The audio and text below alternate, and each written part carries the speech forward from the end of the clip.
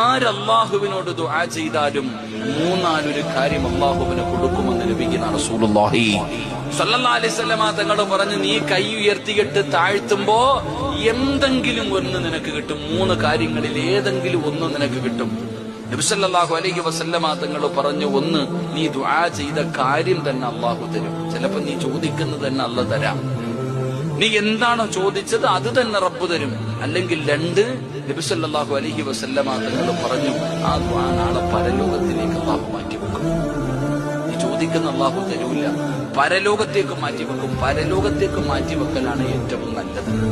കാരണം നാളെ പരലോകത്ത് മീസാൻ എന്ന ത്രാസിൽ നന്മ തിന്മകൾ തൂക്കുമ്പോൾ ചില നന്മകൾ കൊണ്ടുവന്ന് ഇങ്ങനെ ഇട്ടുകൊടുക്കുക. അപ്പൊ ചോദിക്കുന്നത്, എന്താ അല്ലാഹ് പടച്ചോനെ, ഇത് ഞാൻ ചെയ്തൊന്നും അല്ലല്ലോ. അപ്പോഴാ പറയണത്, നീ ദുനിയാവിൽ വെച്ച് ദുആ ചെയ്തില്ലേ, ആ ദുആ നീ ദുനിയാവിൽ വെച്ച് ചോദിച്ചിട്ട് അന്ന് കിട്ടിയില്ല, അത് ഞാൻ ഇങ്ങോട്ട് മാറ്റി വെച്ചതാ. ഈ സമയത്ത് മനുഷ്യൻ പറയുമത്ര, എന്റെ ദുആ ഒന്നും സ്വീകരിക്കാതിരുന്നാ മതിയായിരുന്നു. കാരണം അവിടെ കിട്ടും.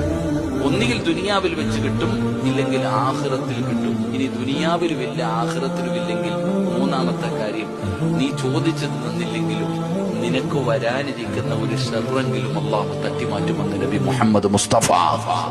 അപ്പൊ കൈ പൊക്കിയിട്ടുണ്ടോ, എന്തെങ്കിലും ഒന്നും തന്നിരിക്കും. അതാ അല്ലാഹു അങ്ങനെ മാന്യന നീട്ടി വരുന്നവനെ നീയേ ഗേറ്റ് അടയ്ക്കത്തുള്ളൂ.